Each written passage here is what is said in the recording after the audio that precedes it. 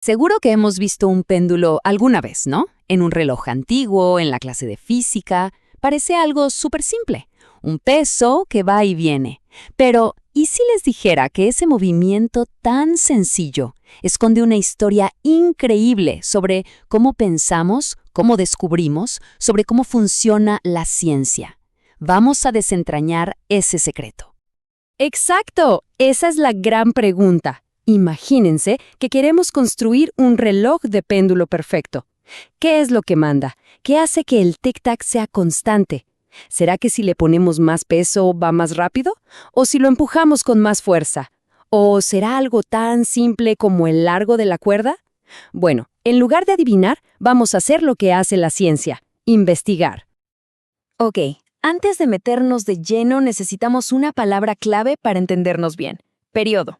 Suena técnico, pero es súper fácil. El periodo es simplemente el tiempo que le toma al péndulo hacer un viaje completo: ir de un lado, llegar al otro y volver a donde empezó.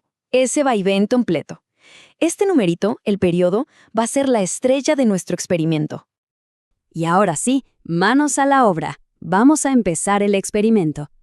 Para saber de verdad qué afecta el periodo, no podemos probar todo a la vez. Sería un caos. La clave, como en toda buena ciencia, es ir paso a paso. Aislar cada cosa que podría influir y probarla por separado, una por una. Solo así vamos a tener una respuesta que no deje lugar a dudas.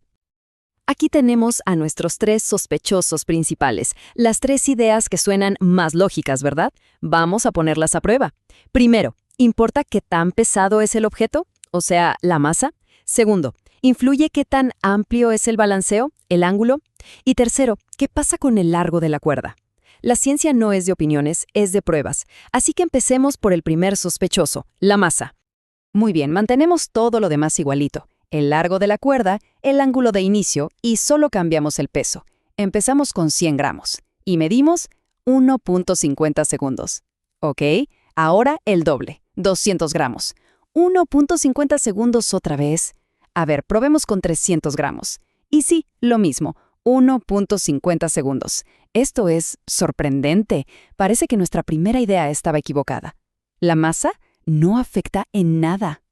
Bueno, el peso no fue.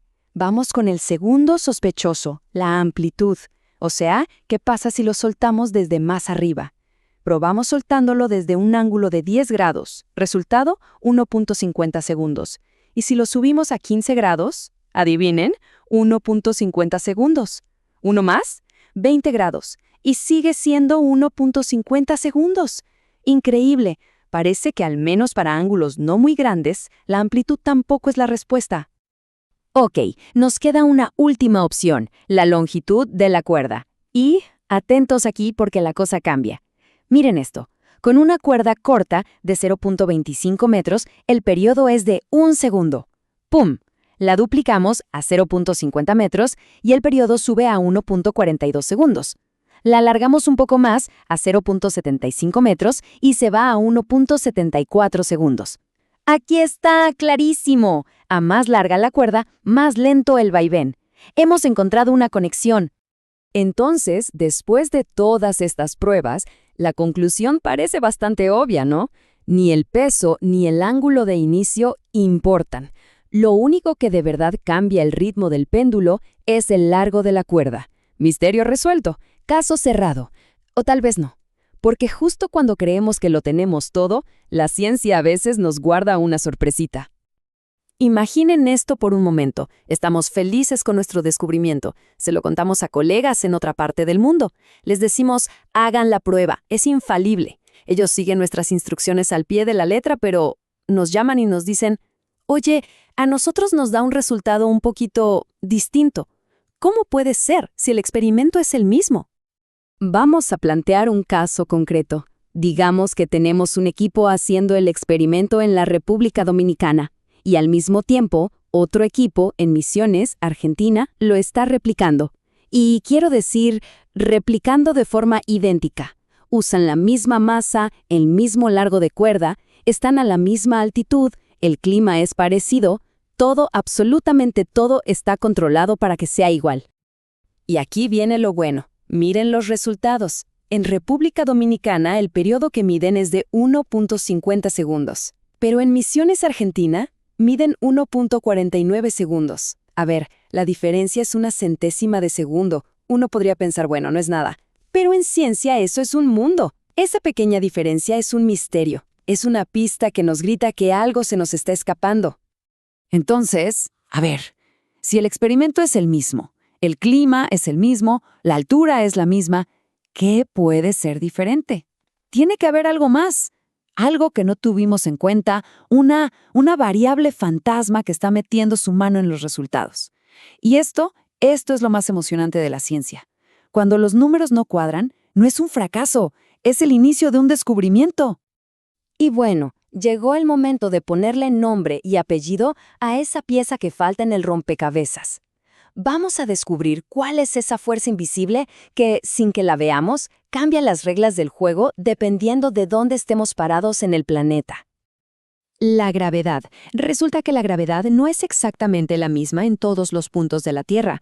Es casi igual, pero no perfectamente igual. Miren los datos. En la República Dominicana, la aceleración de la gravedad es de 9.797. En Misiones es un poquito más fuerte, 9.800. Y esa diferencia minúscula en la fuerza con la que la Tierra nos jala hacia abajo es la culpable. Es suficiente para hacer que el péndulo se mueva un poquito más rápido.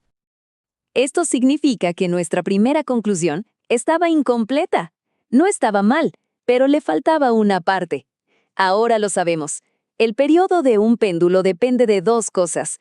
1, el largo de la cuerda. Y 2, la fuerza de la gravedad local. Es simple. Donde la gravedad jala un poquito menos, el péndulo se balancea más lento. Donde jala un poquito más fuerte, se balancea más rápido. Y bueno, esta idea de que hay variables ocultas y que nuestros modelos a veces se quedan cortos no es algo nuevo. De hecho, nos conecta con un debate importantísimo que ocurrió hace siglos.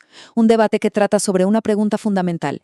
¿La ciencia describe el mundo tal cual es o describe una versión simplificada de él? La historia empieza con un joven Galileo, de apenas 17 años, aburrido en una catedral, se fija en una lámpara que cuelga del techo y se balancea. Y ahí tiene una revelación. Se da cuenta de que no importa si el balanceo es amplio o corto, el tiempo que tarda en ir y volver parece ser siempre el mismo. A esto lo llamó isocronismo. Pero no todos quedaron convencidos. Un académico de la época, Guidobaldo del Monte, le dijo: «Un momento, Galileo». El argumento de Del Monte era, la verdad, muy lógico. Le dijo a Galileo algo como: «Tu idea es bonita, pero en el mundo real los péndulos se frenan. Hay fricción, el aire los frena, no son perfectos. La física de verdad debería explicarnos este mundo real, con todo su desorden, no un mundo de fantasía donde nada frena». Era un ataque directo al corazón de la idea de Galileo. Pero la respuesta de Galileo fue simplemente genial. Cambió las reglas del juego. Él dijo: «Tienes razón, mi ley no describe el péndulo que vemos. Mi ley describe un péndulo ideal, un concepto perfecto en la mente, sin fricción, sin aire, con una cuerda sin peso. Y aunque ese péndulo ideal no existe, es la herramienta perfecta para empezar a entender al péndulo que sí existe». Y ahí está el clic. Esa es la gran lección. La genialidad de Galileo fue inventar la idea de un modelo científico. Las grandes leyes de la física no describen el mundo real y caótico directamente.